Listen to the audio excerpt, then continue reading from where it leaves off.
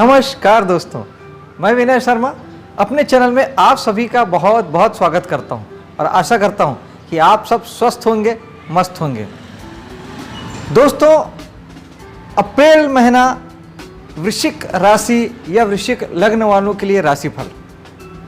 इस महीने 3 बड़े ग्रह राशि परिवर्तन कर रहे हैं, लेकिन हम 2 को ही कंसीडर करेंगे क्योंकि शनि जो हैं वो 29 तारीख को राशि चेंज करेंगे, तो हम उसका फल अगले महीने करेंगे।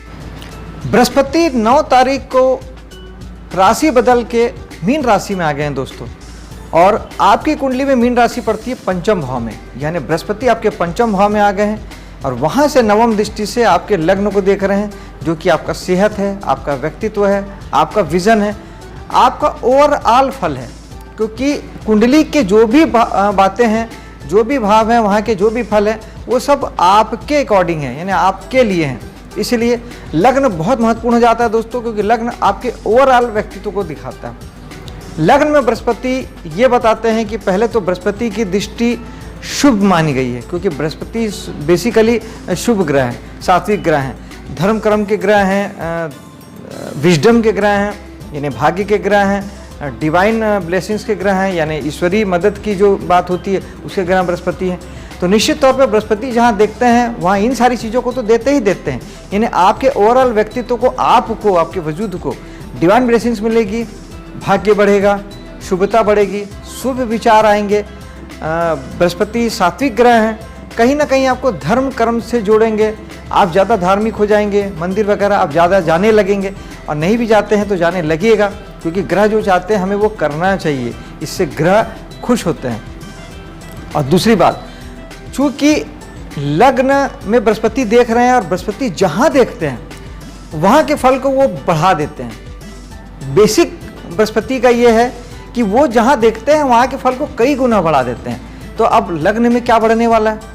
लग्न में ये बढ़ेगा कि आपका व्यक्तित्व बढ़ेगा, आपकी आभा बढ़ेगी, आपकी सेहत बहुत अच्छी हो जाएगी, आप ओवरऑल आप जीवन में उन्नति महसूस करेंगे, फील अच्छा करेंगे, मन में अच्छे भाव आएंगे, सकारात्मक विचार आएंगे, पॉजिटिव भाव आएंगे। पंचम भाव से बृहस्पति दृष्टि डाल रहे हैं स्वराशि में बैठ के, तो पंचम भाव संतान का है, तो आपका ज़्यादातर समय अब संतान के बारे में आप ज़्यादा सोचेंगे, यानी आप कहीं ना कहीं प्रभावित होंगे, संतान के बारे में सोचेंगे।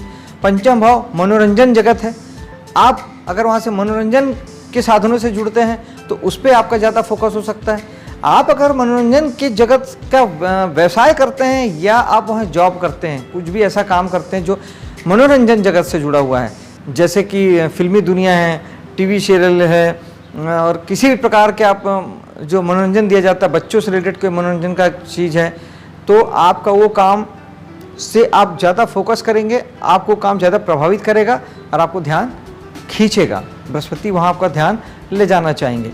सारा शुभ है दोस्तों, कहीं कोई दिक्कत नहीं है। ओवरऑल बृहस्पति यहाँ 1 वर्ष के लिए आए हैं, तो 1 वर्ष आपके लिए बहुत अच्छा है, बहुत शुभ है, बहुत सात्विक है और भाग्यवर्धक है दोस्तों। आपके तीसरे भाव में बैठे हैं शनि बैठे हैं मकर राशि के होके।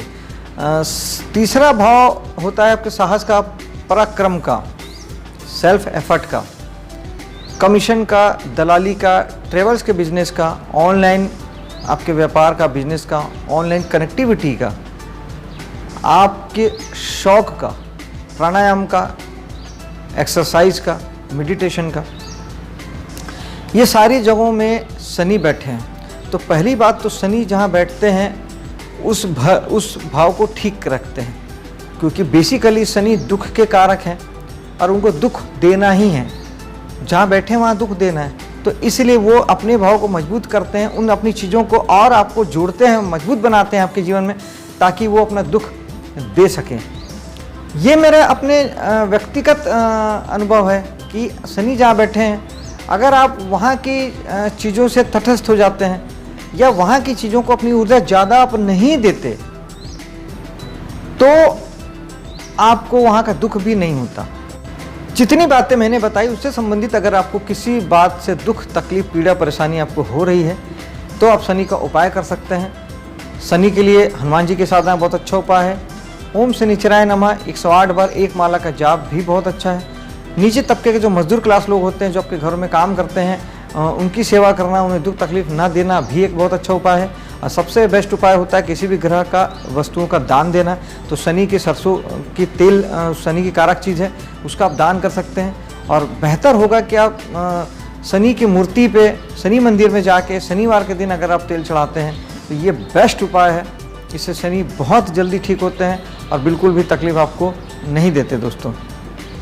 दोस्तों आपके चौथे भाव अर्थात आपके घर के सुख, घर, गाड़ी, यहाँ पर शुक्र बैठे हैं और शुक्र हैं 12 भाव और सप्तम भाव के कारक, ये वहाँ के स्वामी। तो आप ऐसा समझिए कि आपको इस समय जो आपका घर का सुख है वो पत्नी के माध्यम से आपको मिलेगा।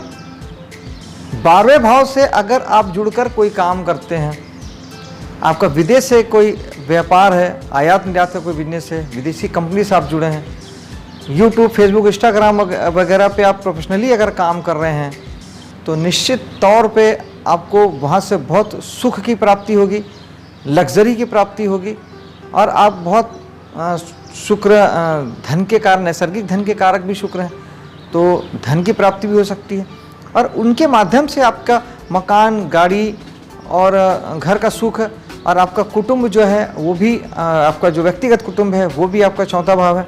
तो इन सारी चीज़ों में शुक्र आपको प्रेममय बनाने वाले हैं, शुभता देने वाले हैं। शुक्र नैसर्गिक शुभ ग्रह हैं और अच्छा फल देने वाले हैं। मंगल भी यहाँ बैठे हैं दोस्तों, और मंगल है साहस के कारक, ऊर्जा के कारक और चौथा भाव है आपका घर, आपका परिवार।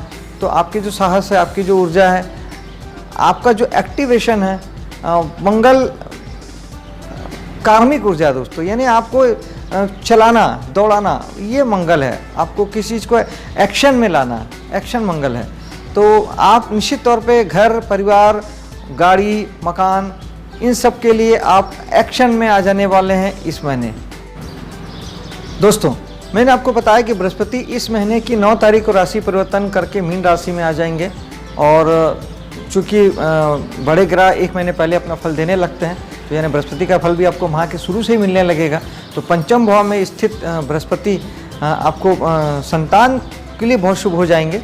संतान बहुत अच्छा महसूस करेगी, डिवाइन ब्लेसिंग्स उसे मिलेगी, ईश्वरीय मदद मिलेगी, भाग्य उसका चमकेगा, सात्विक हो जाएगी, शुभ हो जाएगी, अच्छा विचार करेगी, अच्छा सोचेगी। आपके लिए भी हीलिंग का भाव है पंचम, तो आप अगर रोग बीमारी में थे तो आपको अच्छा महसूस होगा, आपका शरीर हील होने लगेगा।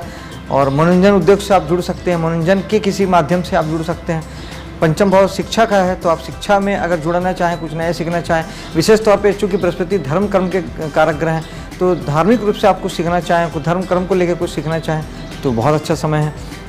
सूर्य यहाँ पे है 14 तारीख तक, 14 तारीख के बाद वो राशि चेंज करके अगली राशि में चले जाएंगे। तो मीन राशि में सूर्य भी आपके संतान के जीवन में अच्छा समय लाने वाली है, उनका नेम फेम बढ़ने वाला है, उनके लिए अच्छा समय है। चूँकि पंचम भाव आपका दिमाग है, तो वहाँ का सूर्य आपको पिता की ओर बहुत ज़्यादा प्रभावित करेगा। सूर्य नैसर्गिक पिता के कारक हैं, तो पिता को लेके आप काफ़ी इस 15 दिनों में एक्टिव रहेंगे, कुछ विचार करेंगे, कुछ सोचेंगे, कुछ उनसे सलाह मशवरा लेंगे, कुछ उनसे चिंतन लेंगे, उनके साथ बैठ के कुछ प्लानिंग कर सकते हैं आप। पंचम भाव पे ही शनि की दृष्टि है दोस्तों। शनि की दृष्टि चाहती है, वो शनि जहाँ भी देखते हैं चाहते हैं कि उस भाव को लेके आप अनुशासित हो जाएं और हार्ड वर्किंग हो जाएं। यानी आपको पंचम भाव को लेके, आपको अपनी शिक्षा को लेके, अगर आप पढ़ रहे हैं, स्टूडेंट हो, तो अपनी शिक्षा को लेके आपको हार्ड वर्किंग होना पड़ेगा, अनुशासित होना पड़ेगा। आप किसी प्रकार के मनोरंजन का कोई जॉब करते हैं, जैसे मैंने पहले बताया, मनोरंजन उद्योग से अगर आप जुड़े हैं तो आपको वहाँ हार्ड वर्किंग होना पड़ेगा, अनुशासित होना पड़ेगा। और पंचम भाव अगर आपकी संतान है तो संतान के लिए भी आपको हार्ड वर्किंग होना पड़ेगा, अनुशासित होना पड़ेगा, आपको ध्यान देना पड़ेगा, अपनी जो एफर्ट है वो आपको वहाँ पे लगाना पड़ेगा, आपको वहाँ पे प्रयास, अपने प्रयास वहाँ ज़्यादा करना पड़ेंगे। ये आप करते हैं तो आपको शनि कोई तकलीफ़ नहीं देंगे, आपका सब कुछ अच्छा हो जाएगा। और अगर आप ये सब नहीं करते हैं तो फिर शनि इन चीज़ों के लेके आपको दुख देंगे, क्योंकि शनि जो है नैसर्गिक दुख के कारक है। तो फिर आपको मनोरंजन के क्षेत्र में, शिक्षा के क्षेत्र में और अपने संतान के क्षेत्र में दुख का सामना करना पड़ेगा। और ऐसा कुछ होता है तो आप शनि का उपाय मैंने बता दिया है, आप शनि का उपाय कर सकते हैं। छठे भाव में बुध आ जाएंगे महीने की 7 तारीख से 21 तारीख तक। तो मेजर फल हम यहीं को लेके करते हैं। बुध आपके एकादश भाव के स्वामी हैं और 8वें भाव के स्वामी हैं, और छठा भाव जो आपका है वो है ऋण रोग शत्रु का। तो आपके दोस्तों यानी मित्रों से आपकी शत्रुता बढ़ सकती है, कर्जे हो सकते हैं। अष्टम भाव भी आपके गुप्त चीज़ों का है, तो एक अज्ञात आपके शत्रु हो सकते हैं, अज्ञात आपके कर्जे आपके सामने आ सकते हैं, आपको कर्जे लेना पड़े, अज्ञात कारणों से अचानक किसी आए कारण से आपको कर्जे लेना पड़ सकता है।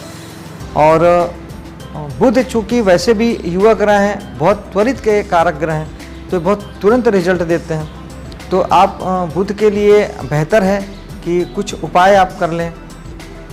बुध विष्णु भगवान की पूजा से ठीक होते हैं, विष्णु सहस्त्रनाम सुन सकते हैं, विष्णु सहस्त्रनाम का आप जाप कर सकते हैं।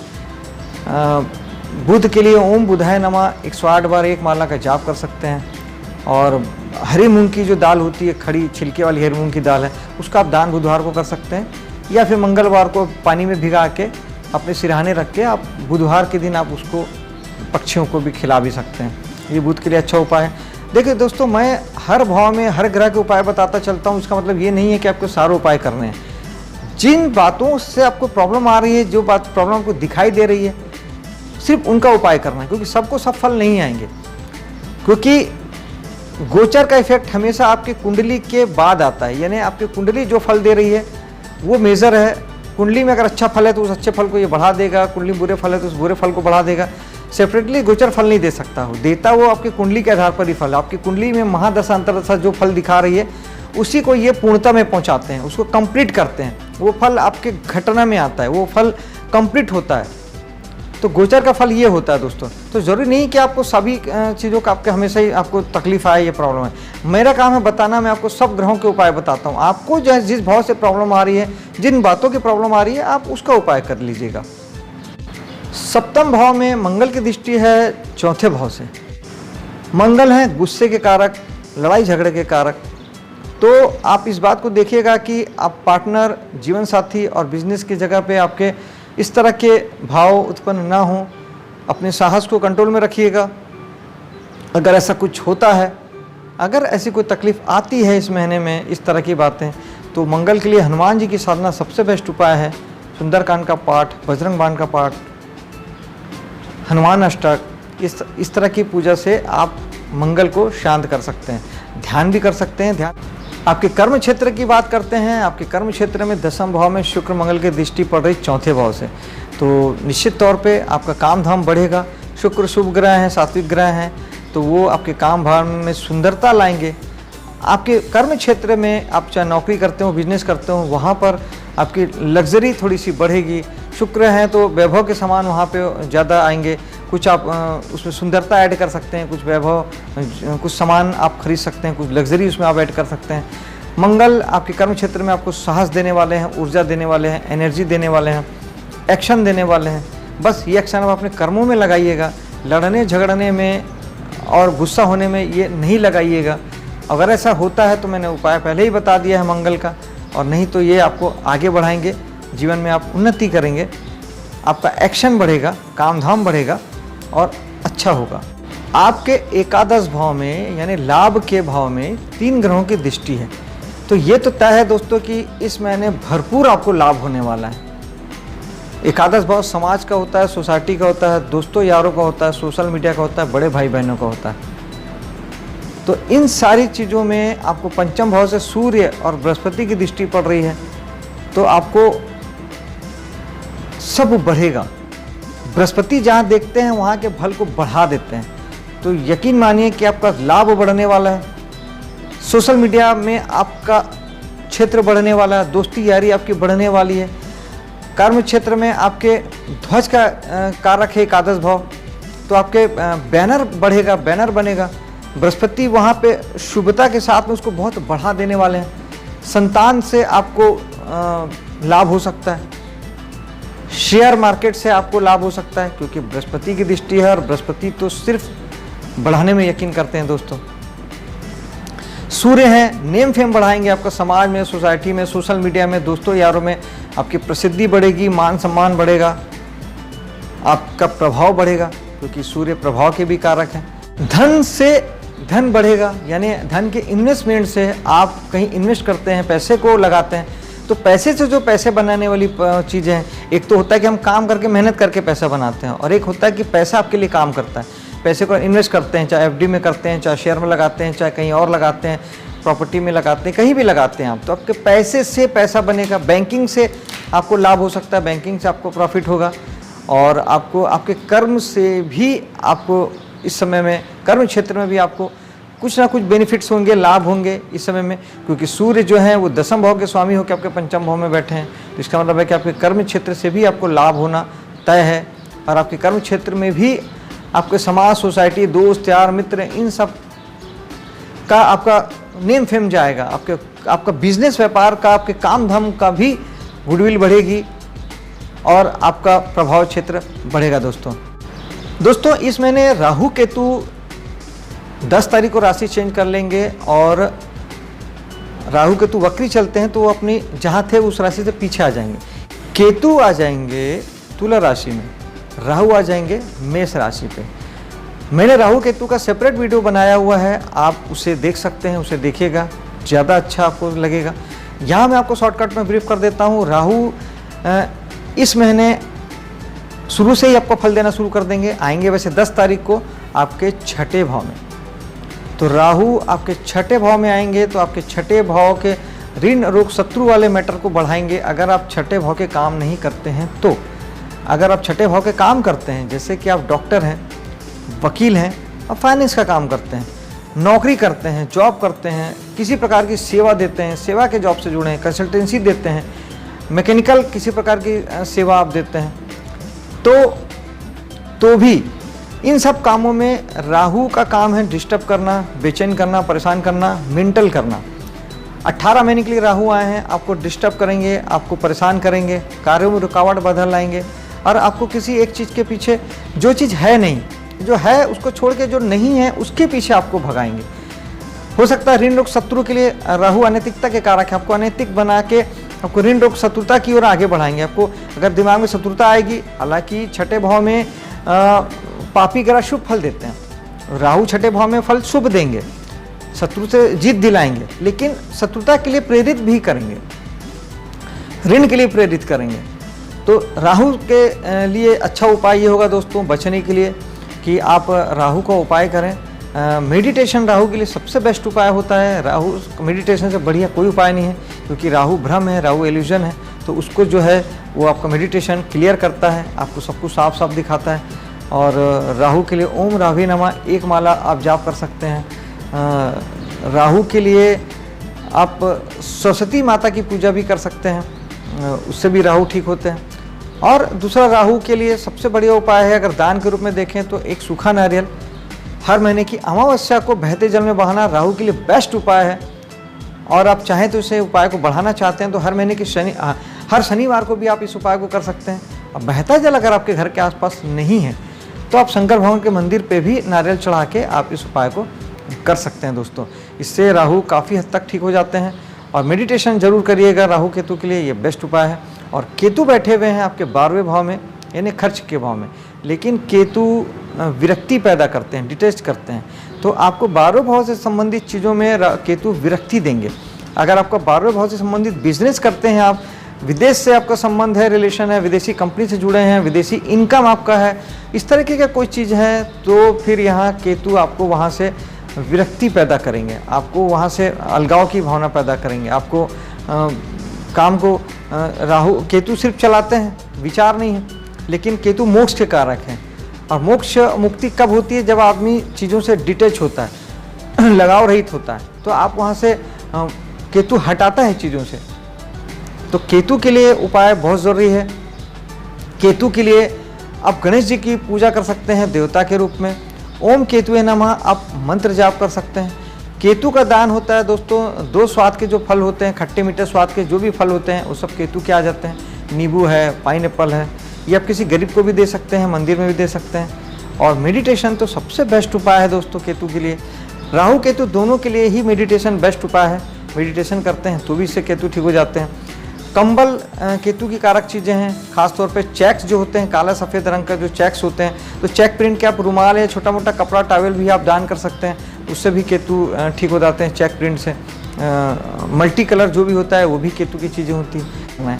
हमें ग्रहों की ऊर्जा का यूज़ करना चाहिए, वो सबसे बेस्ट उपाय है। एक्चुअली वो उपाय ही नहीं है, वो जीने का ढंग है। दोस्तों, ये था इस महीने का राशिफल। पसंद आया हो तो लाइक और शेयर कीजिएगा, चैनल को सब्सक्राइब कीजिएगा। मिलता हूँ अगले वीडियो में। जय हिंद।